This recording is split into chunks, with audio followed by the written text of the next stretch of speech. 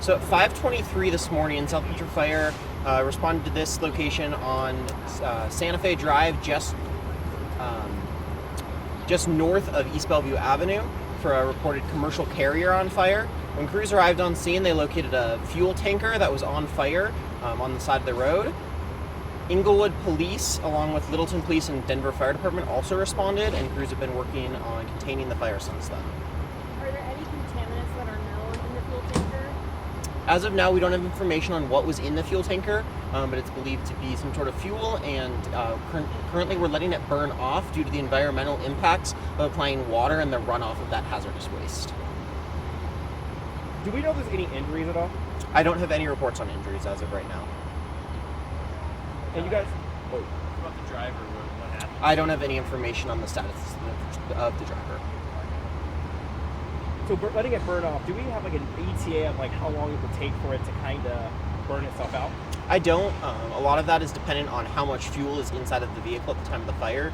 From what I'm hearing, it sounds like it's getting close to being done burning out, and that then we'll be able to go in and extinguish any further hot spots and start mitigating any of the other hazardous risk. So right now it's all been contained in one area. There's no concerns of it like spreading or going anywhere. So we've had some minor extension into some grass area on the west side of Santa Fe here that's being controlled.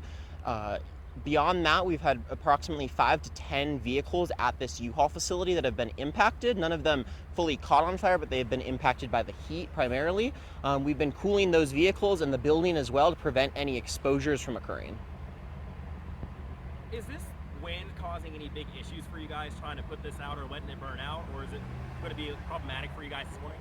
Wind is difficult on scene of any hazardous incident just due to the nature of the wind shifts. In this case, when we arrived here this morning, the smoke was primarily going straight up in a column, and since then we've had numerous wind shifts causing it to go different directions. So right now that's not playing a major impact into how we're fighting that fire, but that's something that our hazardous materials team is on scene and monitoring.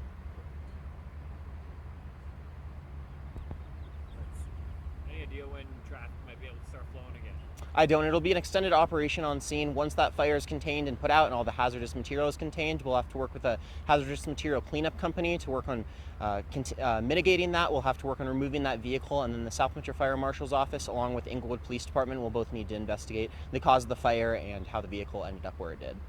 Is there a range of how many actual firefighters are out here working to kind of contain this? I don't have an estimate. It's a little bit of a unique situation this morning. Our fire department has shift change at 7 a.m. today, so we're currently working through that process, and we're bringing the oncoming crews to the scene to be able to swap out those outgoing crews, so I don't have an estimate on exactly how many, but I can tell you that we're upwards of about a dozen apparatus. Okay.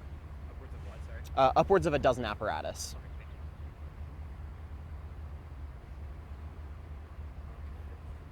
you.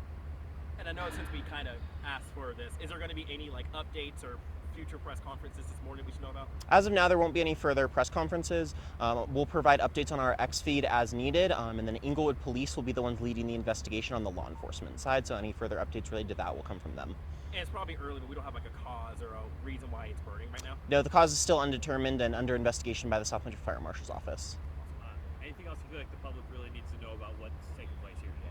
Yeah, so right now the kind of two biggest factors are obviously being mindful of where that smoke is traveling. As you can see, it's starting to die down behind me, so that's helping us with that mitigation efforts. And then really the biggest thing is we want to push on the fact of why we're letting that fuel burn off as opposed to applying water. When we apply water to hazardous materials like this, that runoff creates hazardous waste, and in this case the Platte River is right near where this incident is occurring, so we're trying to prevent any of that fuel from getting into the river. So between using different sorts of techniques to stop any of that fuel from spreading down the embankment and then letting that fuel burn off is the best way to protect any environmental impacts in that river.